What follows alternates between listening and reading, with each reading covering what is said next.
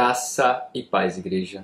Que bom que Deus nos deu mais uma oportunidade de juntos buscarmos a sua face, de juntos como igreja ouvirmos a sua voz por meio da sua palavra mais uma vez.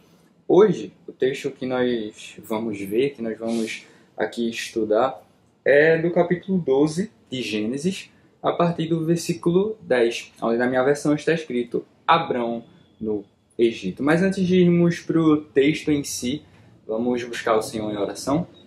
Oremos. Pai, graças te damos, Senhor. Nós temos aqui mais uma oportunidade de buscarmos a Tua face, Senhor, de ouvirmos a Tua palavra. Nós somos a Tua igreja, nós somos o Teu povo, Senhor, e nós precisamos ouvir a Tua voz, Senhor. Então nós pedimos para que o Senhor fale aos nossos corações, Senhor. Que os nossos corações e a nossa mente, Senhor, esteja pronta para receber a Tua palavra e, Senhor, para recebê-la e para que ela, no nome de Jesus, venha frutificar para a Tua glória, Senhor. Ajuda-nos a não ser apenas os ouvintes, mas principalmente aqueles que praticam a Tua palavra, Senhor. Eis-nos aqui, Pai, que o Senhor possa falar aos nossos corações para a honra e a glória do Teu nome somente.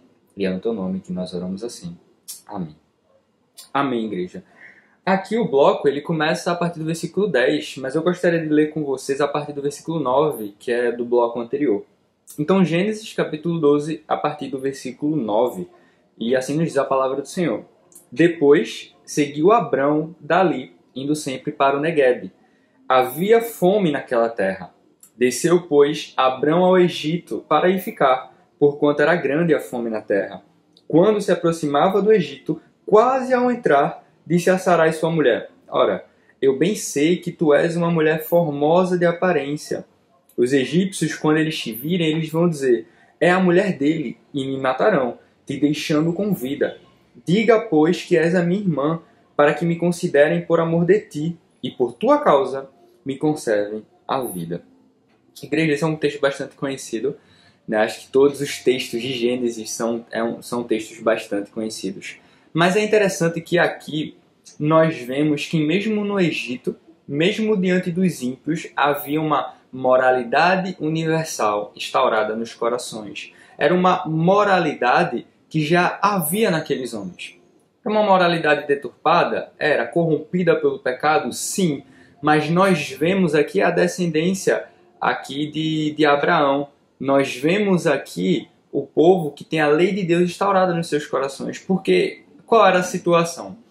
Para aquele povo, ficar ali, dormir com a mulher que já tinha um marido, seria um absurdo, seria algo abominável. Então o que é que eles faziam? Eles matavam os maridos para ficarem com as mulheres. Então sim, é uma moralidade deturpada? É, mas ainda é uma moralidade. Porque para eles, e lembremos-nos que nós não temos nenhuma lei escrita de Deus, os 10 mandamentos só serão escritos e dados ao povo de Israel daqui a centenas de anos. Ainda vai precisar vir Isaac, ainda vai precisar vir Jacó, para que eles possam ir até o Egito. Vai se passar um bom tempo, até que Deus levante Moisés lá no Egito. Aí Deus vai libertar o povo de Israel lá do Egito. Eles vão peregrinar pelo deserto. E aí receberão os 10 mandamentos. Mas nós já vemos essa lei de Deus instaurada nos corações aqui dos ímpios no Egito, que não teriam problema em matar um homem para ficar com a sua mulher, mas que para eles, ali, ter uma mulher que já tinha um marido, ficar com uma mulher que já tinha um marido, seria algo abominável. E aí é o que nós lembramos de Romanos, quando Paulo fala que os homens são, portanto, indesculpáveis, porque dá para perceber essa lei de Deus na humanidade. É claro que quando Deus olha para nós, Ele olha por meio de um espelho quebrado.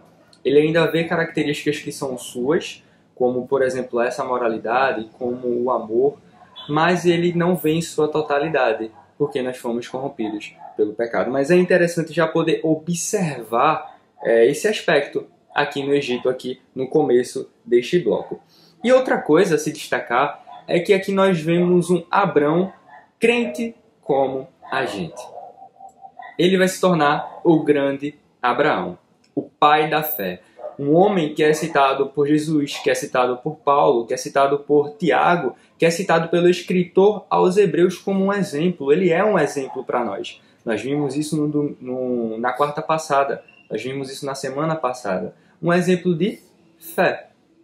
Porque as promessas feitas por Deus não eram promessas com garantias futuras. Não algo que poderia colher naquele momento, mas que ele só iria colher depois. Mas aqui nós vemos mais um erro de Abraão. No bloco passado era em relação a Ló. Aqui, nesta situação, é sobre a meia-verdade. Sarai, aqui, era de fato meia-irmã de Abraão. Eles eram filhos do mesmo pai, mas com mães diferentes. Só que não quer dizer que por não mentir, nós estamos no caminho correto. Essas palavras aqui de Abraão me lembram as palavras de Jesus em Mateus capítulo 5, quando ali no Sermão do Monte, ele traz sobre o não jurar. Quando ele fala para não jurar por Deus, ou pelo templo, ou por Jerusalém. E aí ele diz no capítulo 5, a partir do versículo 37, olha, seja porém a tua palavra sim, sim, não, não. O que diz passar vem do maligno. E como nós sabemos, isso não é muito sobre o jurar em si, mas sim sobre o precisar. Afinal, alguém que sempre precisa jurar é alguém que não é confiável.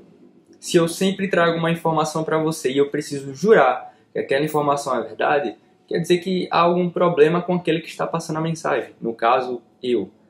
Então, quer dizer que eu não sou confiável. Ao mesmo tempo que as meias verdades, elas podem trazer uma conduta interna. Elas podem mostrar uma conduta interna errada. Por exemplo, vamos para Abraão, para simplificar. O que essa meia-verdade de dizer apenas que Sarai era sua mulher, era sua irmã, e não dizer também que era sua mulher, o que é que ela revela para nós? Ela revela, primeiro, falta de confiança em Deus. Deus mesmo disse que iria suscitar uma descendência.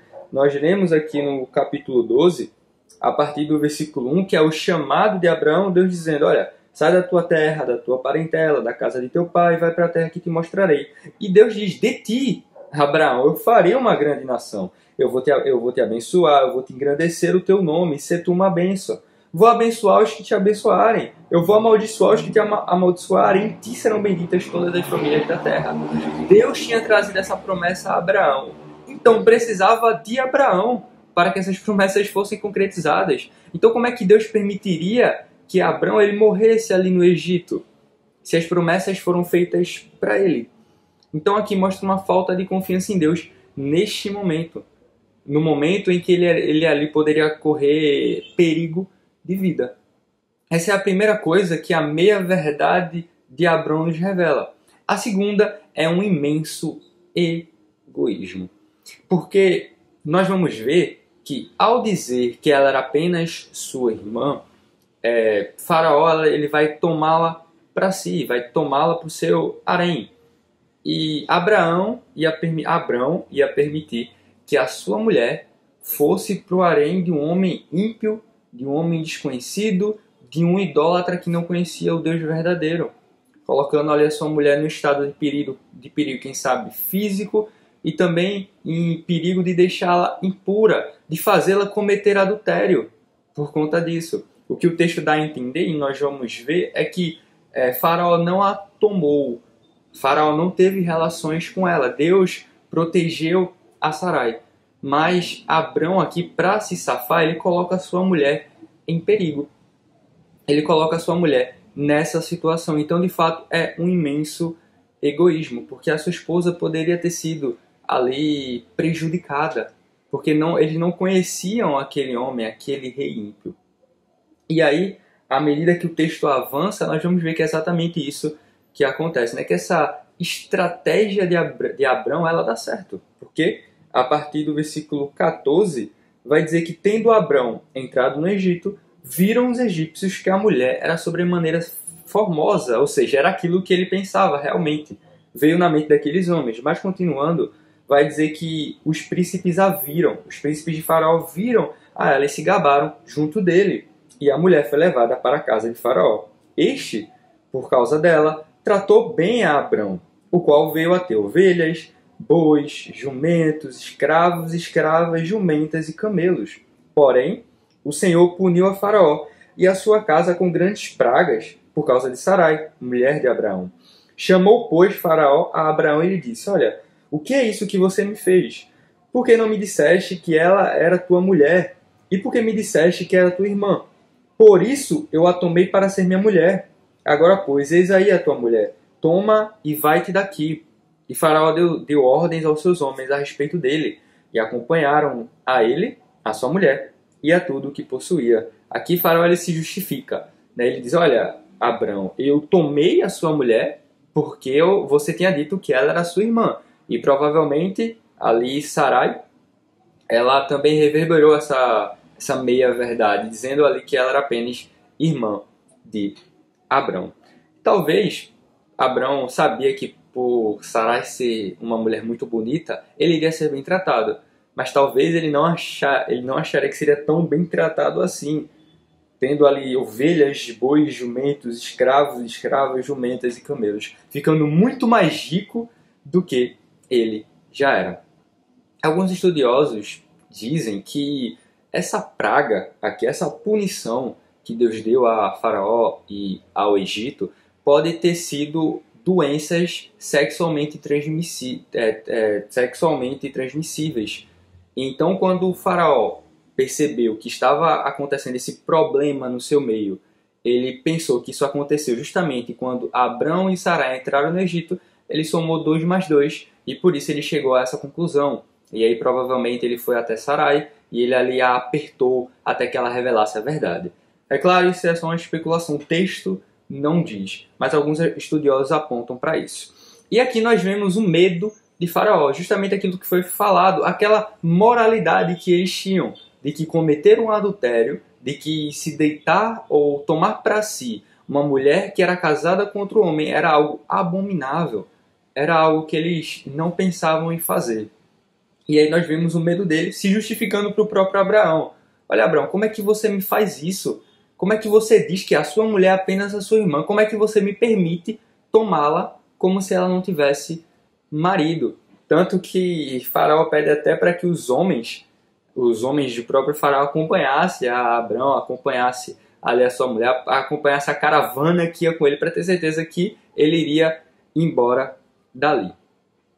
Nós vemos aqui que Deus foi muito misericordioso, tanto com Abrão como com Sarai, porque Deus protegeu ela. Como já foi mencionado, o texto não dá a entender que Faraó a tomou para si e teve relações. O que o texto dá a entender, né? Eu já disse isso, é que ela não foi ali tomada por Faraó para ter relações sexuais com ele. Porque quando uma mulher era levada ao harém de Faraó, ela era preparada de várias formas, até espiritualmente, até que Faraó ali pensasse em chamar aquela mulher. Então, ela não foi tocada por Faraó, ela não foi ali, digamos, imaculada, não teve o seu leito maculado, o leito de Abrão. Porque Deus foi misericordioso, assim Deus agiu com Abrão e com Sarai. Mas Abrão não saiu impune. Porque Abrão recebeu algo que é vergonhoso, que é a repreensão de um ímpio. Ele, o pai da fé, o grande Abraão, sendo repreendido por um ímpio. E entenda que não foi um conselho, não foi um direcionamento de um ímpio. Abraão foi repreendido por um ímpio. Por quê? Porque Abraão enganou aquele homem. Quando Abraão traz essa meia-verdade, ele está enganando aqueles homens, está enganando o Egito, ele está manipulando o Egito e poderia ali ter trazido consequências severas, tanto para o Egito, que apenas por ter ali levado aquela mulher para sua residência, Faraó, eles já foram punidos.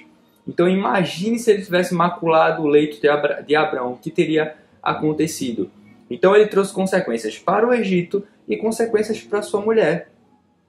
E mesmo assim, nós vemos como isso acabou. Ele foi ali repreendido por um homem ímpio, um homem que não conhecia Deus, um homem que não temia o Deus verdadeiro, mas que na verdade era um idólatra. Essa aqui é a situação em que nós vemos aqui de Abrão. E, mediante essa história, o que é que nós podemos trazer de aplicações práticas para a nossa vida? Bom, a primeira aplicação que eu vejo é que as nossas atitudes revelam a nossa confiança em Deus ou a falta dela. Revelam a nossa confiança em Deus ou a falta dela. Abraão não confiou em Deus. Abraão não confiou que o Deus que o fez aquelas promessas o livraria naquela situação. E é interessante, e aqui interessante é um modo de falar, que não vai ser a primeira vez, não foi a primeira vez, porque na palavra de Deus nós vamos ver em Gênesis capítulo 20 isso se repetindo, ali onde Abraão chega em um lugar e faz com que a sua mulher diga que ela é apenas a sua irmã. E aí o rei toma para si, no caso o rei Abimeleque, aqui nessa situação nós já vamos para o texto, toma para si e é revelado por Deus que ela na verdade era de fato irmã de Abraão, mas também era sua mulher. Nós fomos para Gênesis capítulo 20, nós vamos ver isso acontecendo de novo. Mas aqui tem uma declaração diferente do próprio Abraão, tentando se justificar para o rei Abimeleque, porque novamente ele é questionado por aquele homem, ele é repreendido por aquele homem, assim como ele foi por Faraó, porque de novo ele ia prejudicar aquele lugar, ele ia prejudicar a sua mulher. Então, numa tentativa de se defender, aqui no versículo 13 do capítulo 20, ele diz o seguinte: olha, quando Deus me fez andar errante da casa de meu pai, eu disse a ela, no caso, eu disse a minha esposa, eu disse a minha mulher, este favor me farás. Em todo lugar que entrarmos, dirás a meu respeito, ele é meu irmão. Ou seja, não foi a primeira vez que isso aconteceu. Isso pode ter acontecido dezenas de vezes. Abraão cometendo essa meia-verdade, enganando ali os reis, aqueles povos ao qual ele ia entrar naquela terra, ali manipulando aquela situação e colocando a sua mulher em perigo e, consequentemente, sendo talvez repreendido todas essas vezes pelos homens daquele lugar, pela atitude que ele tomou. Então a atitude de Abraão revela isso, revela que naquele momento ele não estava confiando em Deus, não estava confiando que Deus o livraria, mesmo que ele tivesse tido as promessas desse próprio Deus. E claro que, dadas suas devidas proporções, nós temos que ter cuidado, porque as nossas meias-verdades, que não deveriam acontecer, podem revelar muito sobre a nossa confiança em Deus ou revelar a nossa situação espiritual. Meias-verdades não são algo que podem acontecer, nós devemos ser sinceros. Se nós não estamos sendo sinceros, então tem algum problema com a nossa conduta, porque estamos precisando enganar as pessoas como Abraão fez para que nós não fiquemos em maus lençóis. Por sermos cristãos, nós vamos enfrentar, digamos assim, polêmicas da parte de algumas pessoas. Vão perguntar coisas em relação à nossa fé que para o mundo é polêmica, que nós tratamos como algo normal quando conversamos entre nós, seja numa pregação, seja numa conversa, que para nós é algo normal de tratarmos e de conversarmos, mas que para o mundo é algo polêmico. E aí, diante disso, nós vamos ter algumas coisas a pensar e ao falar, porque nós vamos ou agradar a Deus, falando a verdade do Evangelho, sendo sincero quanto ao que a palavra de Deus diz, o que por vezes pode fazer com que algumas pessoas se irritem, ou nós vamos pensar em agradar os homens / nos preservar, como Abraão fez. Ele estava ali se protegendo, preservando a sua própria vida. E diante dessas situações nós vamos ter que escolher. Ou nós enganamos aquelas pessoas para agradá-las, ou talvez para nos proteger, e eu falo proteger socialmente falando, ou nós agradamos a Deus falando as verdades das Escrituras. E é provável que você já tenha passado por isso. E essas situações vão revelar como está a nossa confiança em Deus e a nossa situação espiritual. Porque se nós não estamos conseguindo pregar o Evangelho e dizer aquilo que está escrito na palavra de Deus, tem algum problema com o nosso buscar a Deus. Já foi falado aqui nas pregações que nós, que você, que eu, podemos ser a única Bíblia que aqueles que estão ao nosso redor podem ler. E aí eles vão estar lendo que Bíblia? Uma Bíblia que foi modificada para agradá-los, para amaciar o ego, para nos proteger socialmente, ou a Bíblia, que é a palavra de Deus, que muitas vezes é uma verdade dura, mas que é uma verdade que traz salvação para a alma daquele que está perdido. Então as nossas atitudes revelam a nossa confiança em Deus ou a falta dela. Em segundo lugar, nossas atitudes podem nos fazer repreensíveis diante dos ímpios, que foi o que aconteceu com o pai da fé, que foi o que aconteceu com o grande Abraão, repreendido por um ímpio, ou repreendido por vários ímpios. Nós não sabemos quantas vezes essa situação ela se repetiu. Na Bíblia nós temos 2 vezes, mas ao mesmo tempo Abraão fala que conversou isso com Sara, com a sua mulher, para que toda vez que eles entrassem numa nova terra, eles fizessem assim. E é claro que quando nós trazemos isso para nós, né, para a nossa vida prática, nós temos que ter em mente para não cairmos no extremo de sermos arrogantes. Eu não estou falando sobre conselho. É claro que nós podemos ali receber conselhos, receber direcionamentos de pessoas que não conhecem a Deus, principalmente de pessoas mais velhas, que têm mais experiência naquele assunto que nós estamos tratando. Por exemplo, isso não é um problema, afinal nós somos falhos, nós somos pecadores, nós não temos a total e maior inteligência do mundo. Estou falando sobre ser repreensíveis, ser repreendido por alguém que não teme a Deus, por alguém que é considerado inimigo de Deus por estar longe dele, que está no lamaçal do pecado. E nós que deveríamos ser aqueles que buscam santificação, que buscam o Deus do amor, que tem o fruto do Espírito, porque tem o Espírito Santo em nós, nós que somos a luz do mundo, sendo repreendidos por aqueles que ainda estão em trevas. De novo, não é conselho, não é direcionamento. Esse não é o problema, mas ser repreendido por ter cometido algo como Abraão cometeu. O que Abraão cometeu? Ele enganou aquelas pessoas, ele manipulou elas. Imagina como fica a imagem do evangelho das pessoas quando nós somos repreendidos por práticas assim. Por exemplo, é claro que eu não estou dizendo o que você fez, nós temos que ver as devidas proporções na nossa vida. Nós temos que tomar cuidado para que isso não aconteça. Sermos repreendidos pelos ímpios e assim por nossa conta. Pelo fato de que escorregamos ali diante de tantas pessoas, o evangelho seja mal visto.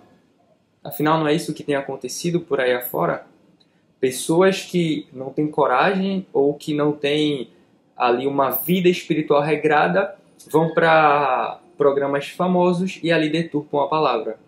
Em vez de responder aquelas polêmicas com que a Escritura diz, na verdade deturpam a palavra de Deus para poderem se sair bem, para poderem ficar bem com aquelas pessoas. De novo, dadas as suas devidas proporções. Nós temos que ter cuidado para que nós não venhamos ser repreensíveis diante dos ímpios. Arrogantes, não. Orgulhosos, não. Se achando o máximo, não. Mas nós precisamos ser exemplos, porque não é que nós estamos buscando ser a luz do mundo. Nós vimos isso com o pastor, nós somos a luz do mundo. E devemos agir como tal, nós somos pequenos cristos. Então nós precisamos ser o exemplo. Exemplo de amor, exemplo de perdão, exemplo de sinceridade, para que as pessoas possam conhecer o verdadeiro evangelho, o evangelho de Jesus Cristo. A terceira aplicação é que as nossas atitudes reverberam nas atitudes daqueles próximos a nós.